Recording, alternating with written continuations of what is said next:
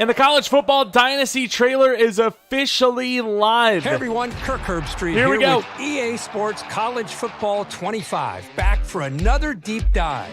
This time we're talking about everyone's favorite mode, Dynasty. Online Dynasty in College Football 25 can accommodate up to 32 teams, and you can play with friends for up to 30 seasons.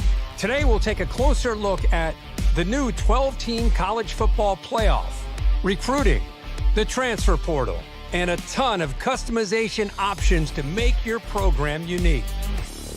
College football has seen seismic changes over the past few years, and in EA Sports College Football 25, you can experience this new landscape while building your program the way you want. The 2024 season marks the debut of the new 12-team college football playoff, and you can play it first in the game months before the real thing. You could be the first coach to lead your school through the new 12-team playoff and hoist the college football playoff trophy. Recruiting is the lifeblood of college football, and in a world of unlimited transfers, managing your dynasty roster has never been more important. Evaluate your needs and opportunities for talent upgrades at the start of each season. The best way to build a powerhouse is to recruit through the high school ranks. So let's fill up your recruiting board. Each year, over 3,500 high school recruits are generated from all over the country, with certain regions representing real-world hotspots for blue-chip talent, like South Florida and Metro Atlanta. Do research to find recruits that best fit your program and determine who you can realistically land. A recruit's interest in your school is decided by 14 different pitch grades like proximity to home, playing time, and brand exposure. So you'll need to discover how your program's pitch grades align with your recruit's desires, in addition to scouting for talent. Some players have a deal breaker requirement, and if your program cannot provide, the recruit will lock you out. Deal breakers also drive a player's decision to enter the transfer portal. Monitor at-risk players and get one last chance to convince your favorites to stay.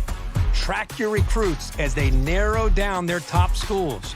Pitch a prospect to gain more interest, and then set up school visits when the timing is right. It's crucial to remain in their top 10, then 8, then 5, to finally be part of their top 3. As a recruit trims down to the top 8, you can attempt to increase your appeal. If your school doesn't have exactly what the prospect is looking for, you can try to sway their opinion in your favor. Plan visits that elevate a recruit's experience, like pairing a quarterback visit with a wide receiver visit at the same time. It's crucial to keep an eye on the transfer portal when it opens in the offseason to round out your roster with talent you couldn't land from recruiting. Add portal prospects to your board just like you would with recruiting, but expect quick decisions as transfers have a shorter timeline to land a new home. Conference realignment is a hot topic in college football. And with custom conferences in EA Sports College Football 25, Dynasty is yours to control. See what a 20-team super conference might look like, or revert to the traditional conference alignment. Shape the conference size and membership, and set custom conference rules, set up divisions, and more. Once you've settled your conference options, it's time to select your team. Begin with a highly ranked team and dominate at the top with repeat recruiting and playoff success. Or build from the ground up with a smaller program and prove you have what it takes to go from an unknown to postseason favorite. We can't talk about your dynasty without talking about your starting job. Start as an offensive or defensive coordinator and climb the ranks to head coach, or take over a program as the head coach right away. Choose from one of the 3 base coaching types to start. Your coach type will determine what coaching skill tree you start with. From there, the abilities you acquire as you progress will determine what kind of coach you develop into. Unlock additional skill trees with better abilities, Or if you build up multiple skill trees, you can unlock hybrid trees that leverage a more diverse skill set. The coaching carousel is an important part of every coach's journey. Whether you're the head man at your dream school or working your way up, the carousel is your way of fielding offers from other programs. Head coaches in Dynasty can actively manage their coordinator positions. So if one of your staff takes a job elsewhere, or you decide to cut ties for other reasons, you can use the carousel to replace them. Remember, even the greatest coaches need support, and every coach has a unique skill tree.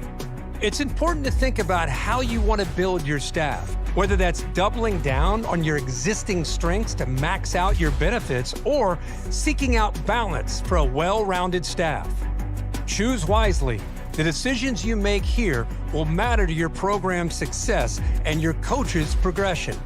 The benefits of coach talents are stackable. So if your head coach and defensive coordinator have the same ability, the impact for that ability will be greater. Well, that's it for today's deep dive into Dynasty mode in EA Sports College Football 25. To make it game day every day this season. All right, so that was the Dynasty Deep Dive on College Football 25. There was a lot of information there. There was so many different images that you could look through, and yeah, I'm gonna take a quick look at those images real quick and see if there's anything big that we may have missed. So I guess one that I would like to look is the 14 different pitch grades.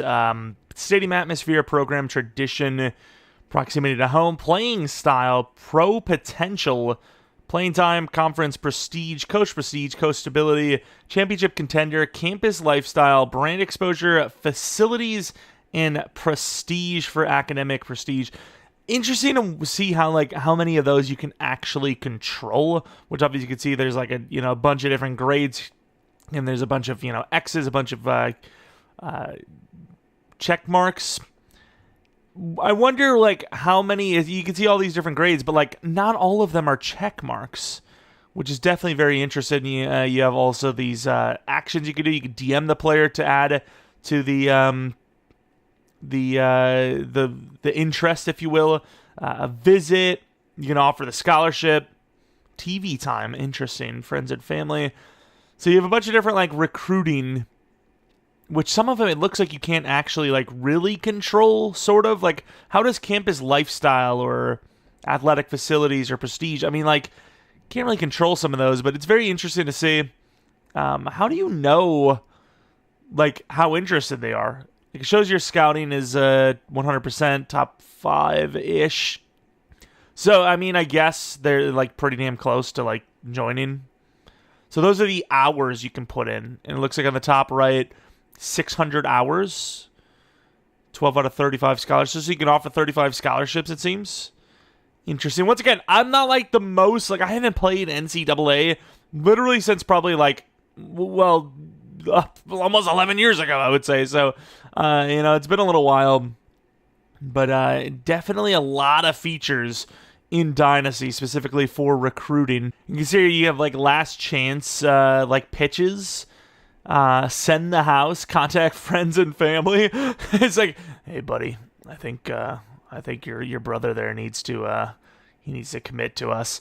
Soft sell, a hard sell. You can sway the interest. What kind of gaslight him? So it's pretty cool. You can actually sway them by having visits at the same time. So it's two top prospects, a wide receiver and a quarterback, tight end, quarterback, whatever.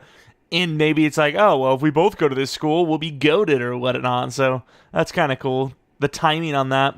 Also, strap in because we have ourselves the Dynasty Deep Dive. Now, how much of this we actually need to look at, because a lot of it was probably explained, we'll find out. All right, so we have building your coach as the first core pillar, if you will. And all of our research and discussions led us to build a coach experience centered around those three goals. Just like the real world, no coach can be great at everything. A rock, paper, and scissors, a relationship between coaches with no dominant progression path. And then coordinators and how you build your staff matter. Of course, playing games gives you XP. And giving XP levels up your coach, which can be maxed out to 50. You also have XP goal categories: draft, which pro draft goals based on which round your player is drafted in. For example, player drafted in the first round. Game, individual game goals that range from a single play result like interception and rushing touchdown to a full game result. For example, beat your rival, beat a top 25 team, and win a national championship. Recruiting, determined by your success on the recruiting trail. Recruiting goals can be specific to a single prospect, for example, sign a 5-star prospect, or a full season like sign the best recruiting class in the country. Stats, weekly goals like ranked in the top 10.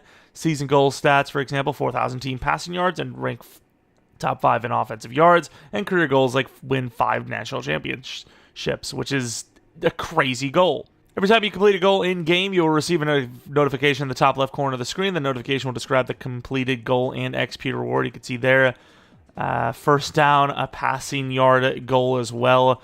Definitely, different amounts of rewards based on, first down is +2, whereas passing touchdowns is 20. So we're talking about coach archetypes, which, if you've played, really a bunch of different types of games have archetypes, and even obviously Madden has them, but people are like, don't talk about that game, it's evil, don't you talk about that. But of course, achieving an elite archetype like Program Builder or CEO is a combination of on-field success and ability progression. There's no single formula to reach these statuses. You'll be able to mix and match different ability combinations and progression paths, leading to strong customizations. In total, there are 11 different archetypes, each with their own focuses and perks. Together, they form a rock, paper, and scissors relationships where there is no dominant archetype. Well, there's no doubt that talent acquisition is the most important thing in college football. Focusing solely on recruiting could leave you vulnerable in some other areas. Remember, no coach will be great at everything. Every decision you make on your coaching journey matters. Once you purchase an ability, there's no going back, as you will not be able to respec your coach. Ooh,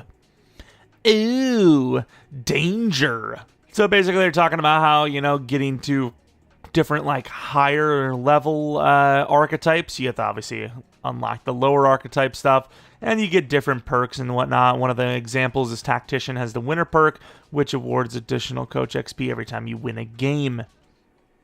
But your progress can be viewed in the coaching abilities screen, which is accessible from the coach tab of the Dynasty Hub. Within the screen, you can see all of your available archetypes, their unlock requirements and perks, your overall progression in each archetype, as you spend coach points in each archetype. The spider graph. Ooh, spider.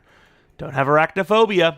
In the center of the screen will morph and change to show your coach's DNA. You can see the one they usually use for how fast is this athlete, how tall is this athlete, that kind of stuff. They have 50 coaching abilities as well. Each ability can have up to 4 tiers, and every tier has a purchase costs associated with it. Every archetype, with the exception of Scheme Guru, Program Builder, and CEO, has their abilities broken down by position group. This increases the level of depth and specialization each coach has. Then, of course, you can't be just great at all recruiting. You are kind of just built in different aspects. Are you a quarterback whisperer? Are you great in the trenches and committed to the no-fly zone? How does your staff complement you?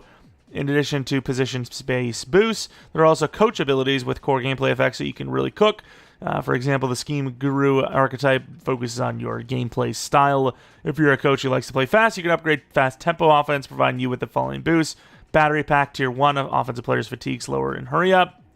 Caught napping, increased delay to defenders looking to the sideline at the snap. On their heels, Tier 3, Team Composure boosts for first down gained while hurrying up.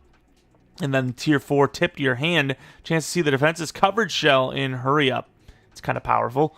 You can also make your team, I really don't like this kind of stuff, by the way, but you can also make your team a well-oiled machine who doesn't work against themselves and is unfazed by rowdy home field crowds. Upgrading the discipline/communication ability on offenses and provides slight reduction in crowd noise impact on the roads for Tier 1. Significant reduction. And then offensive players will commit slightly fewer penalties.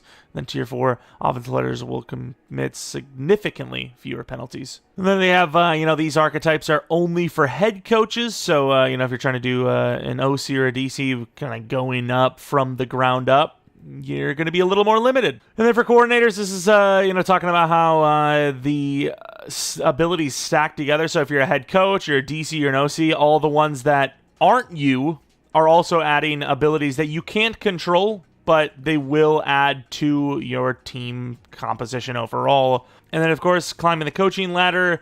Every time you sign a new coaching job, you'll be asked to sign a contract with that school. The contract will have a set contract length and performance expectations, just like in real life. Failure to meet those expectations will result in bad things happening. That sounds like a threat, like your knees are about to be busted. But school expectations are determined by the school's current team prestige and program standing. The better the school, the higher expectations. There are 4 types of contract expectations: win X number of games, win a conference championship, make the college football playoff, win a national championship. Your job security will fluctuate throughout the season based on the results of your games and whether or not you are trending towards meeting your contract expectations. What if it's actually possible to get kicked out of the league? Like you're on one of the lower end teams, and even then you can't meet their goals. They're like, hey man, just win a couple of games, man, and you can't win any games. They're like, get out of here, man. And of course, it says, talking about wins and losses, it's not all about just wins and losses. You're losing, you barely lose to a team that is way better than you. It's not going to look as bad. But if you're losing to a pretty bad team, then yeah, it's going to look pretty bad. Of course, coach prestige letter grade ranges from A+ to F. No F-, thank God.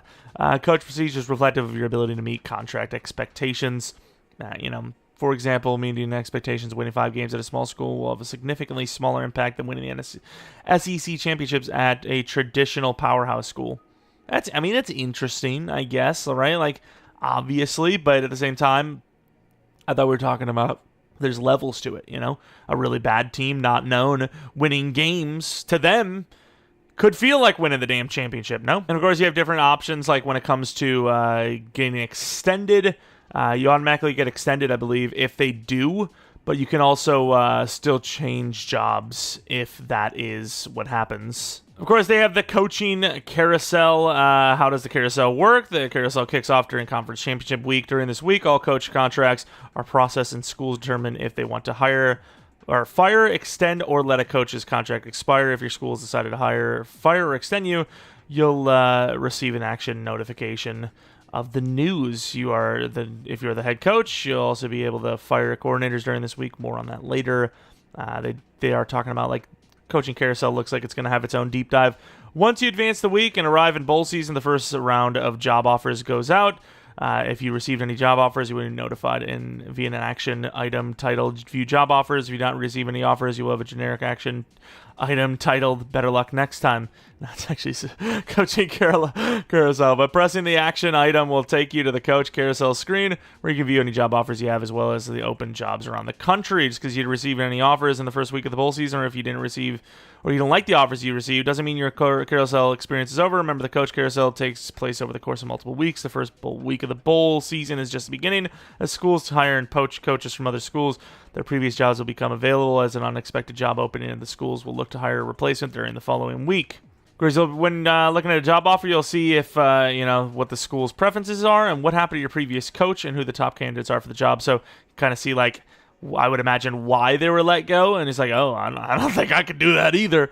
But you will see the contract they are offering you and what the contract expectations are. Once you accept an offer, you will stay with your current school until after the national championship game, which is when all job changes are processed. This allows you to take one last ride with your current team and coach any bowl games they play in. So they have different determinations of who they might want level. So if the coach is high level, that's basically what I would choose if I was the school.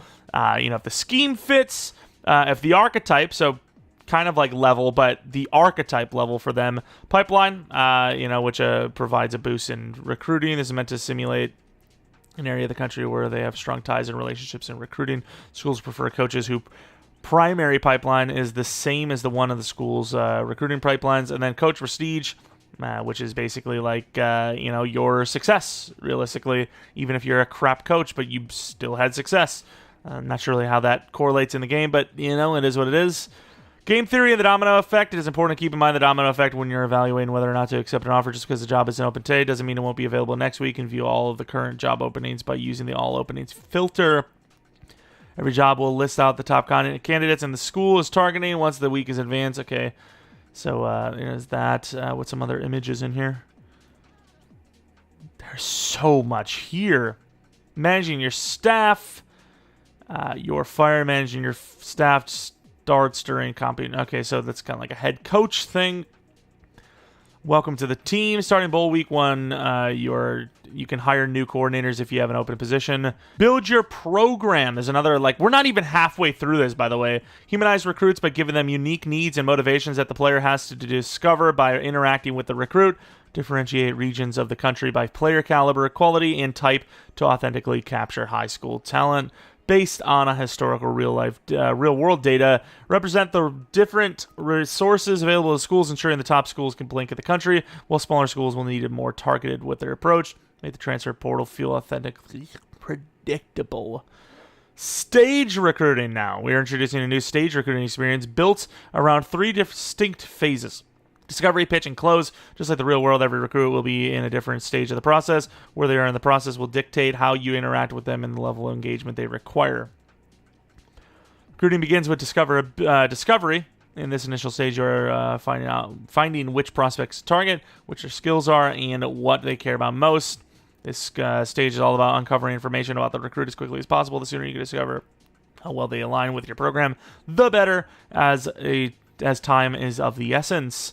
Once a recruit announces their top 5 schools, it's time to pitch. During the pitch phase, you are selling the recruit on your program what you offer. How well your school aligns with their motivations will determine how successful you are. Final stage is close. This is when you bring the recruit in for an official visit and attempt to leave an lasting impression about your program. If the visit goes well, you'll make huge gains with the recruit and possibly secure a verbal commitment following the visit. Ultimately, the recruit will make the final decision on National Signing Day. Interesting. And of course, they show this in the trailer, the different, what is it called? Where's the word?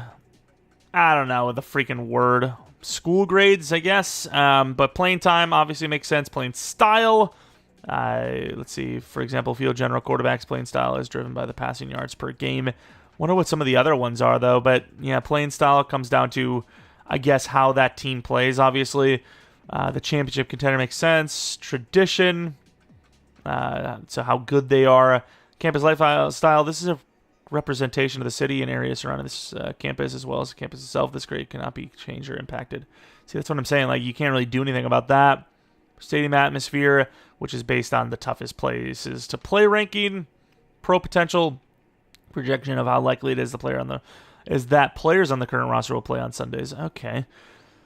Brand exposure. Okay. Academic prestige. This ranks all universities based on real-world academic rankings. This grade cannot be changed. Conference prestige. Strength of the conference based on each conference member's team prestige. Coach prestige is a reflection of the coach's team's coaching staff. Head coaches carry the most weight here, but coordinators also take into account. Coach stability. This measures how long the coaching staff has been in place and how likely they are to remain the next 4 years. Athletic facilities. This grade measures the quality of athletic facilities for the playoff program. Waterfalls and barbershops are a plus here. Proximity to home, which makes obviously a lot of sense. Each player has a unique set of grading criteria. For example, playing time is graded on a per player basis. The player's overall or projected overall, if they're a recruit, is compared to the team's roster to project how many years it will take for them to become a starter. Okay. And then they got this, the team prestige My School grades, which goes from a 0 to 5 in half-star increments based on the current My School grades. Very few programs will achieve elite 5-star status, and even fewer will be able to maintain it for a long period of time. Ultimately, team prestige plays a pivotal role in recruiting the caliber of players who want to play for your program. Recruits are where they come from. Each season has over 3,500 recruits generated from across the country, just like real world. Every class is different. A bunch of different schools specific, to their likely chance of producing talent, like Southern California, producing great quarterback talent. So there you go. We didn't stop there. We wanted to go deeper to ensure. So they have different, real life, tendencies, basically. And then we talked about the recruit, the 14 different things that motivates these recruits, recruiting pipeline. This goes, kind of in depth, which is, there's so much information. We're not even halfway through. This is insane, man. Give EA some props, because this is a lot. We talked about the stage 1 discovery. You can filter the prospect you list by using, blah, blah, blah, blah. Which allow you to filter by top prospect, star rating, and state. If you like more control in your search, you can use the advanced search feature, which has all these different things like position, weight, height, minimum star rating, handiness, and interest in school, all that good stuff. We have team needs. When setting up your board, it's important to understand how your current roster strengths and weaknesses, how many players are graduating next season, how many returning starters are you going to have within any of the recruiting screens. I am going to suck, by the way. I'm going to end up having like 30 seniors, and there's just nothing we're going to do about it. We're just going to be completely screwed the next season. I'm just going to try to run a pro-style offense so I don't need 10 damn receivers. And of course, here's a big one. Recruiting hours are your core currency to spend on recruiting actions and scouting each week, which is what we kind of alluded to. The amount of recruiting hours you have depends on your team prestige and what part of the season you are in. Teams with higher prestige will have more hours. For example, in the preseason, a 5-star program will have 1,000 recruiting hours, where a 1-star will only have 350. Of course, time of the year matters. In addition to maximum recruiting hours you can spend in a week, each prospect has a maximum number of hours that you can spend on them in a given week. Yeah, because otherwise I'll end up spending a freaking 1,000 on one, and I won't even get them. The default maximum is 50 hours, but this can be increased to a maximum 70 hours with the always be recruiting ability for that position. Recruiting board. I mean, it seems pretty straightforward. A recruiting board. And you have the different scouting images. Prior to scouting a player, you will be able to see their star rating, height, weight, hometown position, archetype, which we just seen. You'll see question marks on their attributes, abilities, and development trait. The attributes represent the top 10 ratings of their archetype. Each attribute has 4 states of scouting: unscouted, which is got question marks, partially scouted, mostly scouted, fully scouted. At this stage, you will see a horizontal bar appear. The left side of the bar is 0, and the right side is 99. Within the bar is a gold zone that covers 25% of the bar's space. Player's true rating for the attribute is somewhere in this range. Do they actually have an image for that? I can't. Oh, I can see it. Interesting. So you kind of know, but yeah, obviously you can scout it fully. Anytime you scout a prospect, you will reveal a limited amount of information about them. Sometimes scouting a player with fully scout an attribute, while other attributes may only be partially scouted. Additionally, each scouting action will reveal physical and mental abilities. And of course, you can see the uncertainty model with the gem/bust system. So it's not like you can just get a straight up bust. A 4-star bust is really a 3-star quality prospect, and a 4-star gem has the chance to be a level 5-star. Of course, even if a player is a bust, it doesn't necessarily mean they're a bad player. A 5-star bust is still going to be pretty darn good. And then finding the ideal pitch. 5 recruiting actions: offer scholarships, search social media, DM the player, contact friends and family, send the house, which obviously you're going to have to see what works for you. But I've seen this one kind of funny. Make phone calls to the player's family and close friends to learn a lot more about what the prospect values. This action will also gain a significant amount of influence with the prospect when word gets back to them that you called and when grandma started raving about you and your program at the Thanksgiving dinner. Interesting. Of course, so different types of recruiting actions makes sense. Here's your 2 little things. You can see the options. You got the pitches as well, which they're about to go into. Awards a small amount of influence when choosing the correct pitch. Also limits the downside risk and penalty of pitching prospect on something they do not care about. Hard sell. This provides the most influence when choosing the correct pitch, but it comes with the largest penalty. So if you're like, hey man, we think you're gonna love the facilities here. He's like, I don't care. I am literally here to ball out on the field. It's like, uh-oh. Then you have the close option, which visit broken down. So it's just basically for visiting. There's a lot in here. I would recommend if you're really into a long read this afternoon, maybe click it, because there's a lot. There's a lot of things in here, like so many things. Look, you've got him committed. Brian McCatley is now yours. But hey, coach, I'm sorry, but I've decided to leave. Over the last 3 years, the transfer portal has completely reshaped college football and how you manage your roster, how you build your roster. Well, it comes to it can be used to quickly upgrade your roster. It can also gut your program if a massive player heads to leave. Just like recruits, players on your roster can have a deal breaker, and any recruit that has a deal breaker will keep their deal breaker when they join your roster. Remember, deal breakers can be thought of as a promise between you and the player if you fail to upload.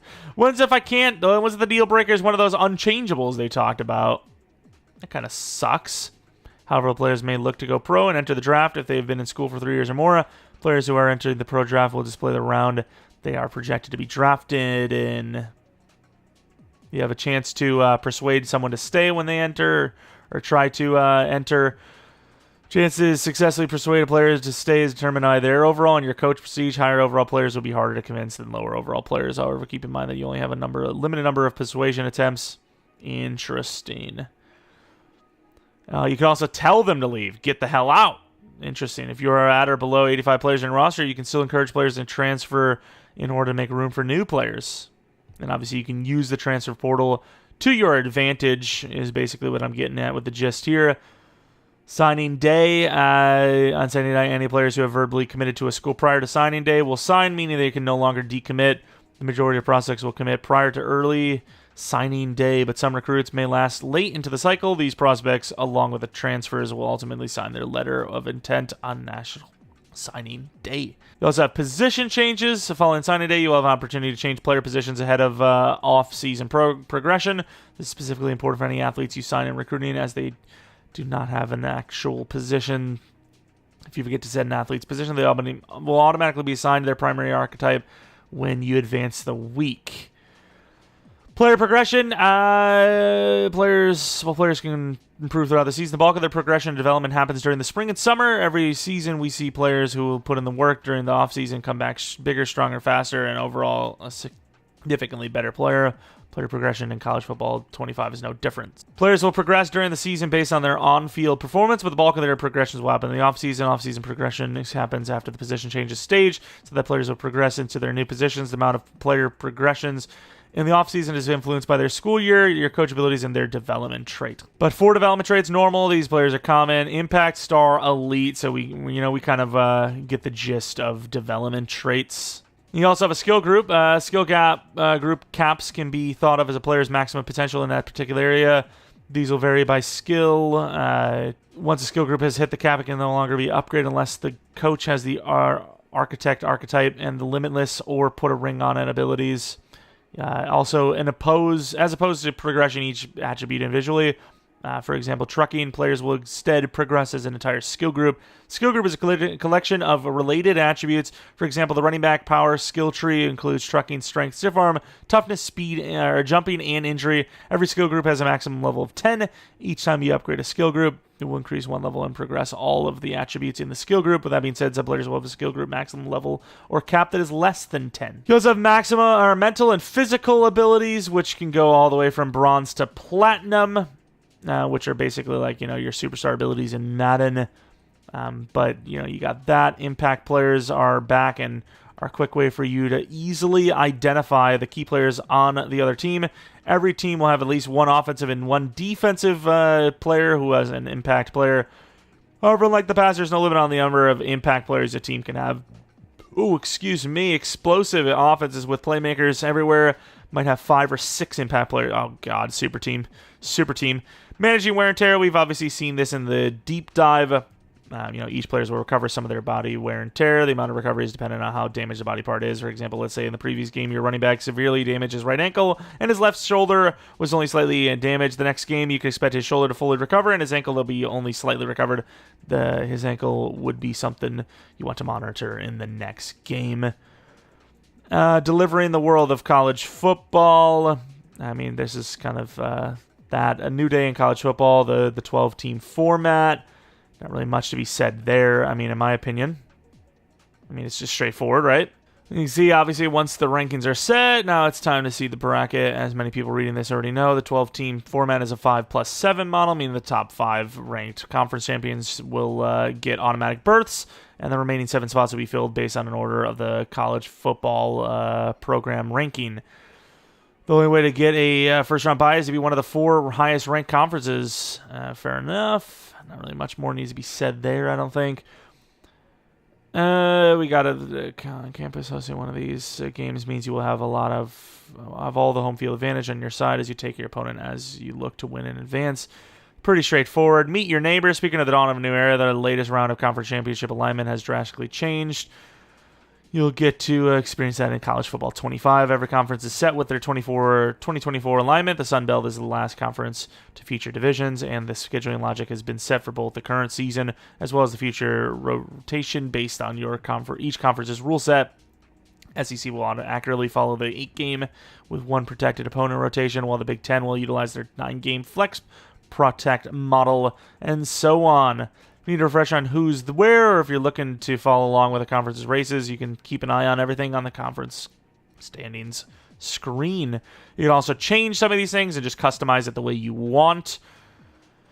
And online, Dynasty only commissioner can make conference changes. College football is like any sport, so in that so many of the weeks of the season means something special to many different schools, not enough to make sure that the schedule rotates and that home and away games status gets flipped for the next year.